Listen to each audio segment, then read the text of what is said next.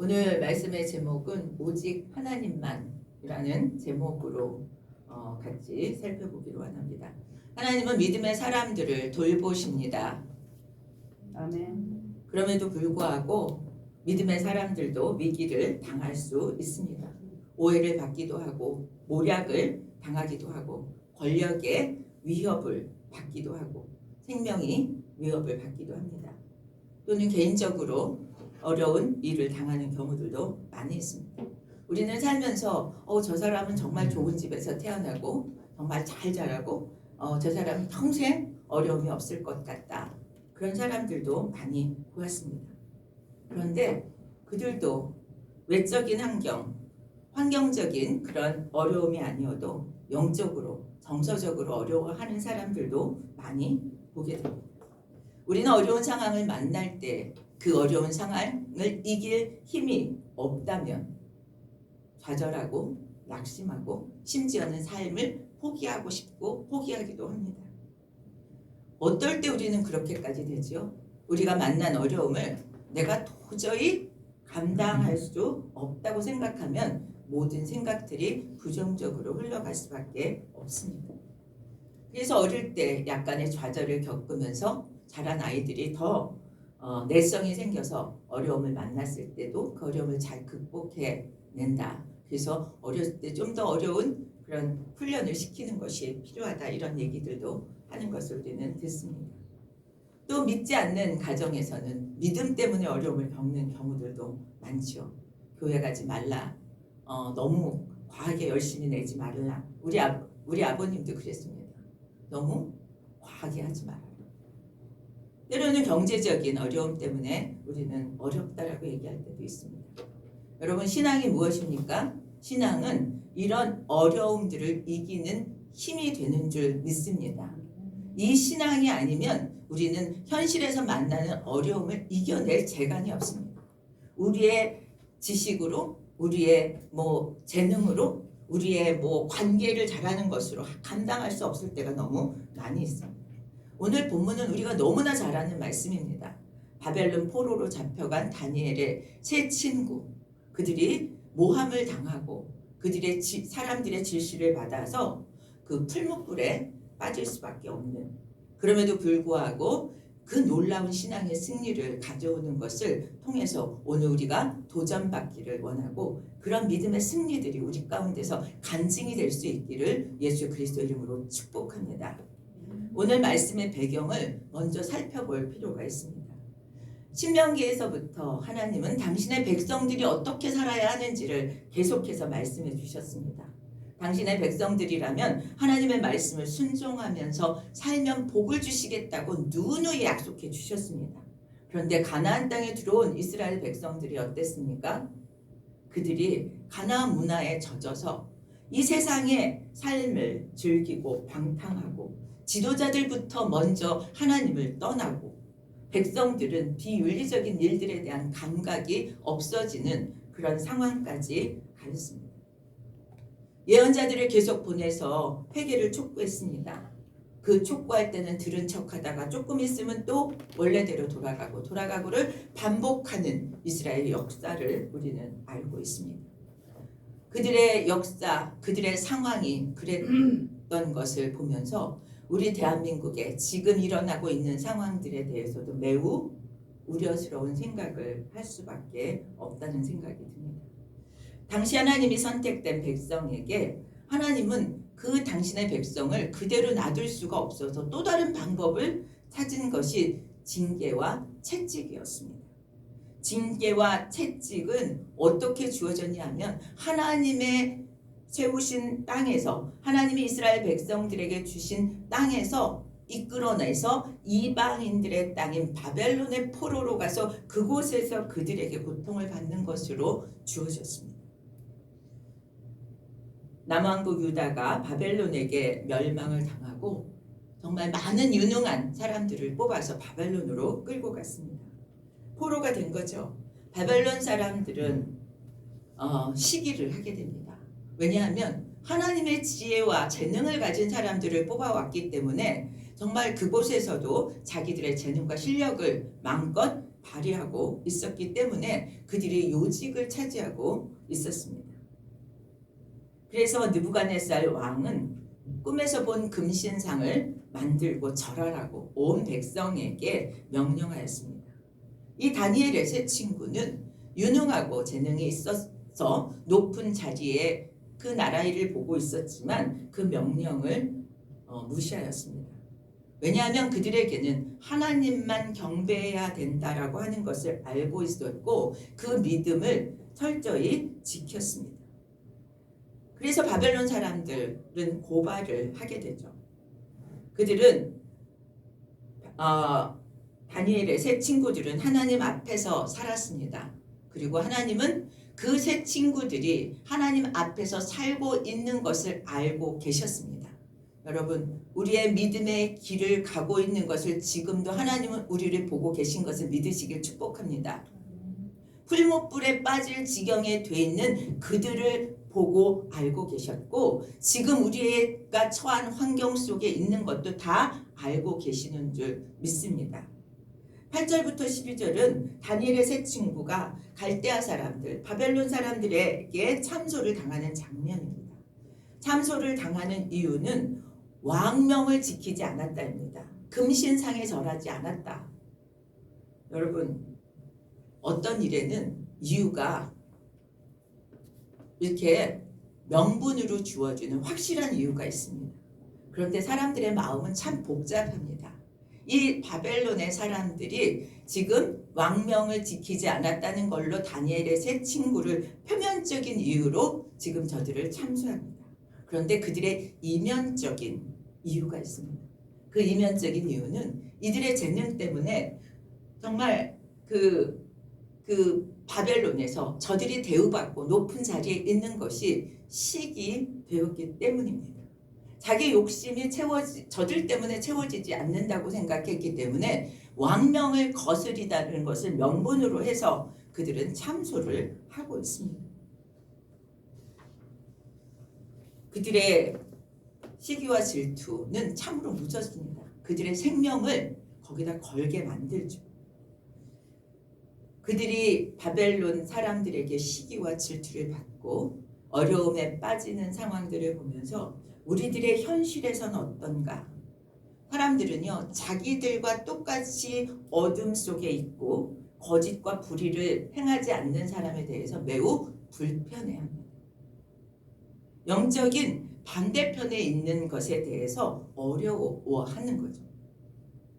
그래서 그들은 대적합니다. 이것을 분별할 수 있기를 축복합니다. 우리가 만나는 어려움들의 영적인 그런 공격이고 우리를 넘어뜨리려고 하는 시도인지를 볼 수 있기를 축복합니다. 그래서 흔들리지 않는 믿음을 지키는 것이 우리에게 너무나 중요합니다. 여러분 축복합니다. 영적인 도전을 막아내고 승리할 수 있기를 축복합니다. 디모데후서 3장 12절에 그렇게 되어 있습니다. 무릇 그리스도 예수 안에서 경건하게 살고자 하는 자는 박해를 받으리라. 세상의 질수와 핍박 속에서 낙심하거나 힘겨워하지 않고 하나님 백성답게 살기를 예수 그리스도 이름으로 축복합니다. 우리가 알 수 없는 여러 가지 방법으로 공격합니다. 그렇게 박해가 있을 거라고 얘기하면서 로마서 12장 1절에서 뭐라고 얘기합니까? 이 세대를 본받지 말아라. 우리는 핍박을 받으면 타협하고 싶어합니다. 그런데 하나님이 기뻐하시고 선한 뜻을 따라 행하라고 얘기합니다. 하나님의 선하시고 기쁘신 뜻을 따라가는 일은 쉽지 않습니다. 왜냐하면 세상 사람들이 별로 좋아하지 않기 때문에 그렇습니다. 여러분 힘든데 힘을 내십시오.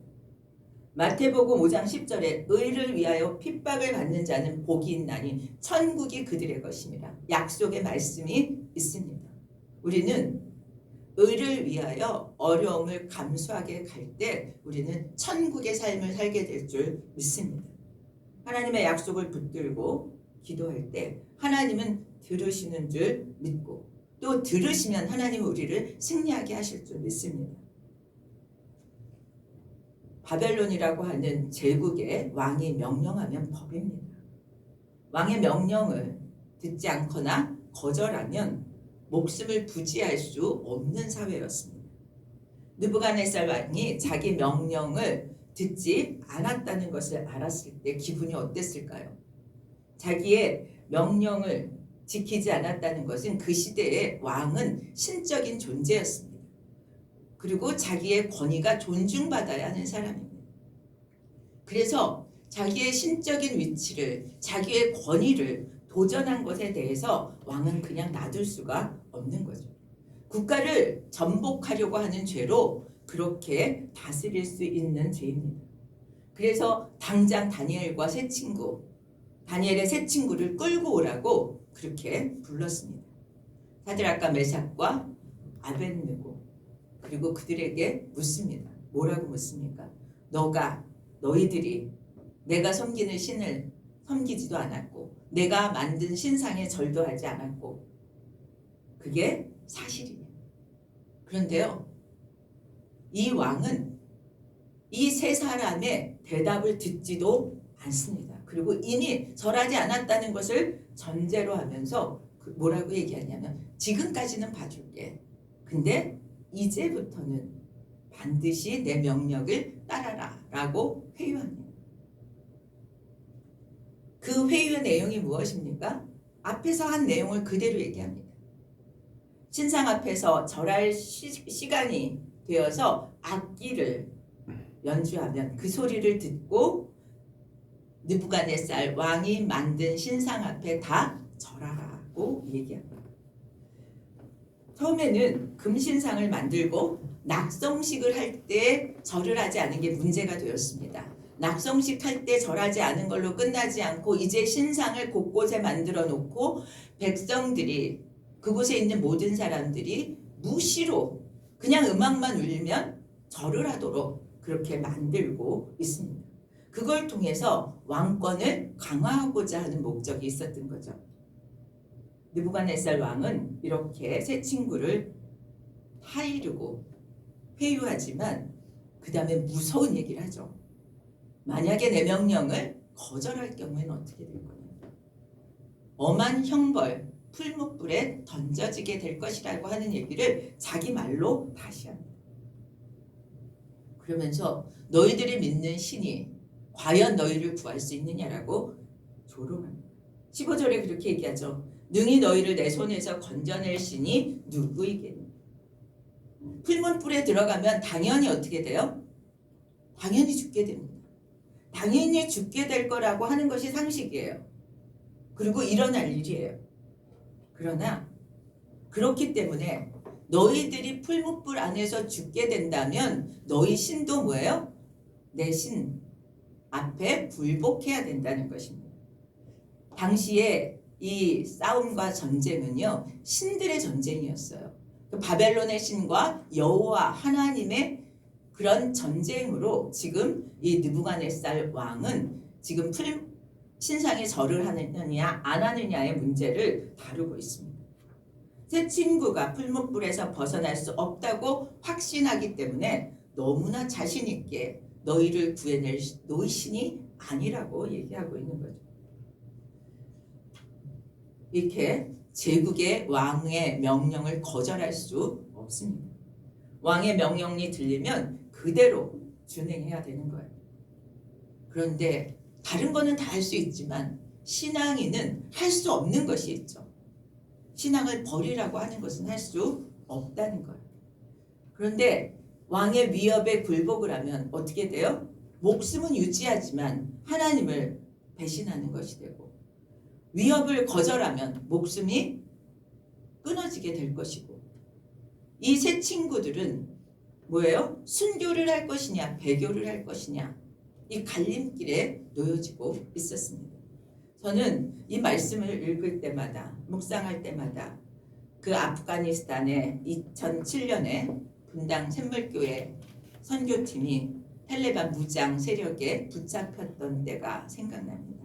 저는 그 샘물교회 박은조 목사님이 이 사건 후에 그 경위를 설명하고 그곳에서 무슨 일이 있었는지를 얘기해 주셨던 그 기억을 생생하게 하게 됩니다. 그때 피납된 사람들이 23명이었다고 해요. 3명은 먼저 파송된 장기 선교사들이었고 2명의 한 명의 부목사님 배형규 목사, 제주도가 고향인 그런 목사님이었습니다. 그리고 나머지 사람들과 함께 갔다가 2명이 순교를 하게 되죠. 심성민과 배영규 목사님은 죽게 되고 나머지 사람들은 풀어지게 됩니다. 그런데 그때 쭉 텔레반이 그 배영규 목사를 먼저 그 순교하게 하고 나머지 사람들을 쭉 세우고 중간에 도랑 같은 것이 있고 이 맞은편 쪽에 그 텔레반 무장 군인들이 다 총을 들고 한 명씩 겨누고 있었답니다.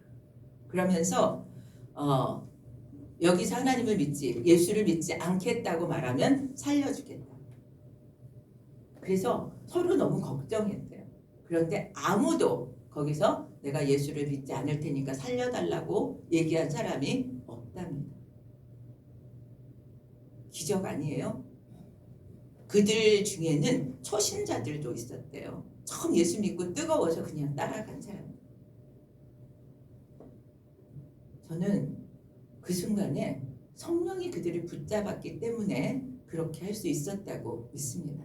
원래 믿음이 대단할 수 있어요. 그러나 그 순간에 하나님이 붙잡아 주시지 않았으면 순교를 각오하고 내가 예수 안 믿겠다 할 수 없었을 거라고 생각합니다.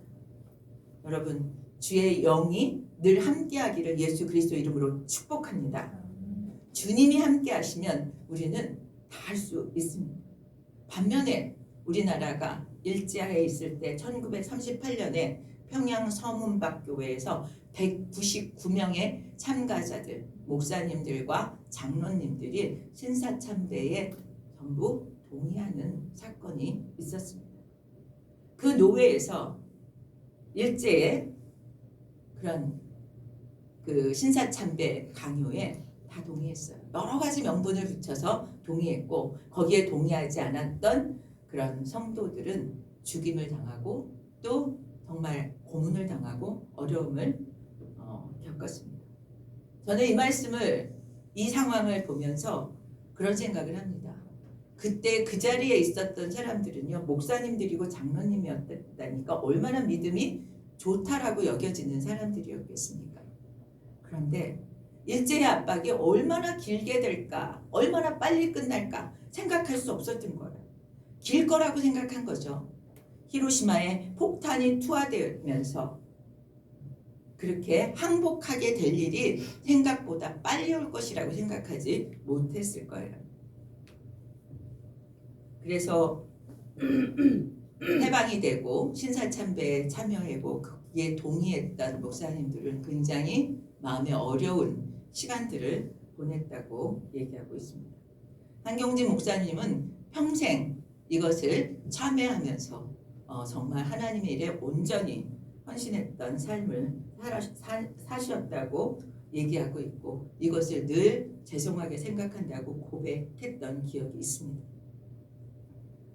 우리는 이렇게 생명을 걸 만한 상황을 만나지 않을 수도 있습니다.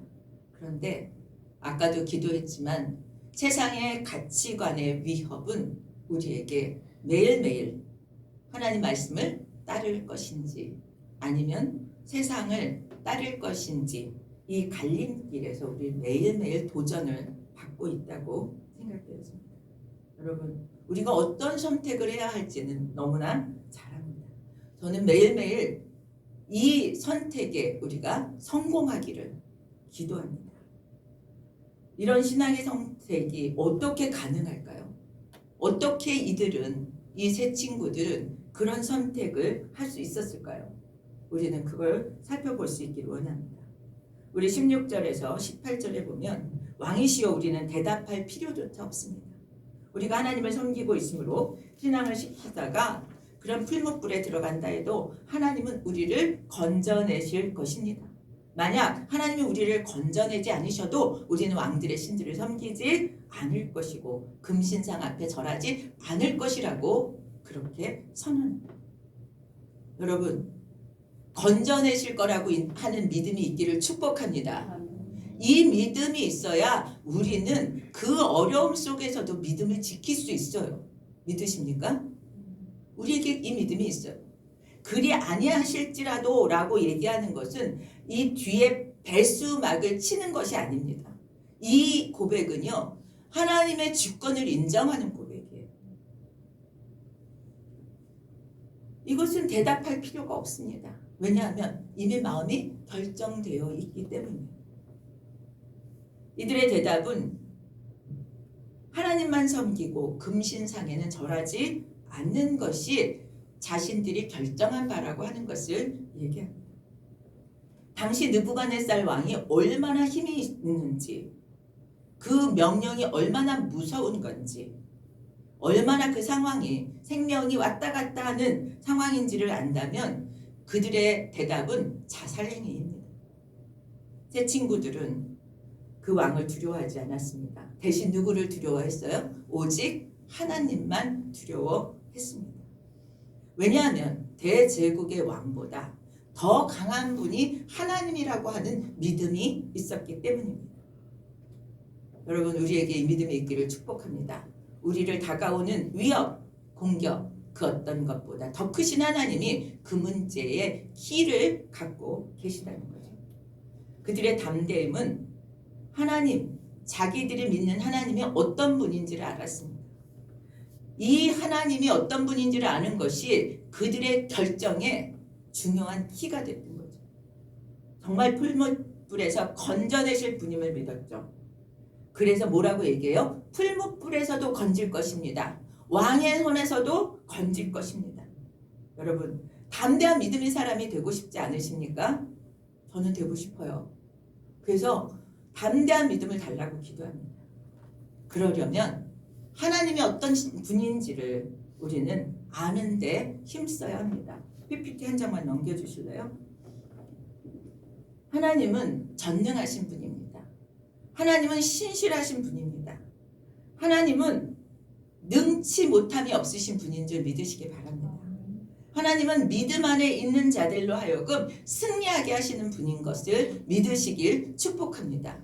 우리 이 말씀을 선포하는 우리들이 됐으면 좋겠습니다. 매일매일 가슴에 손을 얹고 선포하십시오. 우리 한번 할까요? 나의 하나님은, 제가 하면 여러분 뒤에 거 하십시오. 나의 하나님은 전능하십니다. 나의 하나님은 신실하십니다. 나의 하나님은 우리로 능치 못할 일이 없게 하시는 분이십니다. 나의 하나님은 우리로 승리하게 하시는 분입니다. 여러분, 하나님은요, 하나님은 신실하시고, 하나님은 전능하시고, 하나님은 능치 못함이 없으신 분이시고, 믿음 안에 거는 자에게 승리하시는 분인데, 그분이 누구의 하나님이어야 돼요? 나의 하나님이어야 돼요. 여러분, 나의 하나님은 그런 분입니다. 매일매일 선포하시기를 축복합니다. 이 믿음을 가지고 그 하나님께 우리가 기도할 수 있기를 바랍니다. 요한일서 4장 5장 4절 5절 같이 한번 읽겠습니다. 함께 읽습니다. 무릇 하나님께로부터 난 자마다 세상을 이기느니라. 세상을 이기는 승리는 이것이니 우리의 믿음이니라. 예수께서 하나님의 아들이심을 믿는 자가 아니면 세상을 이기는 자가 누구냐? 여러분, 우리 예수 믿잖아요. 그렇죠? 예? 예수님이 하나님의 아들이심을 믿는 자잖아요. 그러면 우리는 세상을 이기는 자인 줄 믿으시길 축복합니다. 세상을 이기겠다고 여러분 결단하십시오. 제 친구들은 아까도 얘기했지만 나를 구해주지 않아도 그래도 나는 신앙을 버리지 않겠다. 하나님의 주권에 대해서 철저하게 인정합니다. 자기들이 하나님을 섬긴 이유가 나에게 안전을 주고 나에게 풍요를 주어서가 아니라 하나님이 진짜 권세자시고 하나님이 진짜 유일한 창조주시기 때문에 내가 하나님을 믿고 섬깁니다의 선포입니다. 여러분, 우리의 믿음이 여기에 근거할 수 있기를 축복합니다. 이것이 우상 숭배자들과 진짜 하나님을 믿는 자들의 차이예요. 우리 하나님께서 만약에 자기 백성이 원하는 것 다 들어주고 어떤 사실에 대해서 다 이루어진다면 하나님이 주권자가 아니고 누가 주권자예요? 우리가 주권자가 되는 거죠. 하나님께서는 전적으로 당신의 기쁘신 뜻을 또 우리가 헤아리지 못하지만 우리에게 더 선하신 뜻을 이루시는 분인 줄 믿으시길 축복합니다. 그래서 그분은 절대선, 절대의를 이루어갈 수 있습니다. 지금 당장 만나는 것이 우리 눈에 보기 좋은 결과처럼 보이지 않는다 할지라도 우리는 하나님을 믿고 따를 수 있어야 합니다. 왜냐하면 우리가 못 보는 그 이상의 것들을 하나님은 보고 더 선한 것을 인도하시기 때문입니다. 영국의 스펄전 목사님은 그렇게 얘기하고 있습니다. 당신의 의무는 옳은 일을 행하는 것이고 그 결과는 하나님이 감당할 일입니다. 결과에 신경 쓰지 말고 하나님이 우리에게 원하시는 그 일을 집중하라고 말씀합니다. 우리는 그런 얘기하죠. 로마에 가면 로마법을 따르고 바벨론에 가면 바벨론의 법을 따라야 하는데 이들은 지금 바벨론에서 바벨론의 법을 따르지 않고 있습니다. 우리는 참 이 세상을 살 때 하나님의 원리를 따라서 사는 것이 이러한 갈등을 우리는 만나면서 살아갑니다. 그런데 신앙인들은, 그리스도인들은 어느 곳에 가든지 신앙을 지킬 수 있어야 합니다. 저는 유대인들이 자기들의 신앙을 지키는데 얼마나 철저한지를 보았습니다. 어릴 때부터 랍비로 키우는 아이들은 옷차림이 다릅니다. 머리에 그 키파라고 하는 모자를 조그만 애 때부터 붙이고 다니고 그 옷도 뭐 청바지 이런 거 안 입고요. 그 제대로 옷을 그 정장같이 그렇게 입혀서 학교도 가고요. 그렇게 돌아다녀요. 조금도 부끄러워하지 않습니다. 저는 이 다니엘의 세 친구를 통해서 우리가 그들의 모습을 보면서 배웠으면 좋겠습니다. 그들은 타협하지 않았습니다. 세상에 타협하지 않는 신앙. 하나님의 절대 주권과 구원을 절대 신뢰했습니다. 이 절대 신뢰가 없으면 풀무불에 집어넣겠다고 하는데 그것을 거절할 수는 없기 때문입니다. 죽어도 자기는 신앙을 지키겠다는 것을 우리는 순교자의 신앙이라고 얘기합니다. 순교자의 신앙은 내가 순교자의 신앙을 갖겠다 결심이 아니라 앞에서 얘기한 타협하지 않는 신앙과 하나님의 절대 주권을 인정하는 신앙이면 순교의 신앙으로 갈 것을 저는 믿습니다. 성령께서 감당하게 해주실 것입니다. 매일매일이 어쩌면은 순교의 신앙에 근거한 선택의 삶을 사는 것이라고 저는 생각합니다. 하나님은 당신들의 백성들을 보고 계십니다. 그것을 아는 하나님이 나를 보고 계시고 나를 돌보실 것이라고 하는 것을 믿는 우리들은 하나님 앞에서 우리는 바른 선택과 또 바른 행동을 하게 될 것입니다. 위기를 당해도 건져내실 하나님을 신뢰하고 새 친구의 신앙처럼 믿음을 지킬 땐 놀라운 일이 일어날 것을 기대하기를 축복합니다. 새 친구가 감히 느부갓네살 왕의 말을 듣지 않아서 이 왕은 자존심이 상하고 그래서 풀무불을 7배나 더 하라고 얘기합니다. 그들이 아무리 출중하고 뛰어나도 왕을 무시하면 용서받을 수가 없죠. 그래서 화를 내면서 군인들을 불러서 포박하고 풀무불에 집어넣습니다.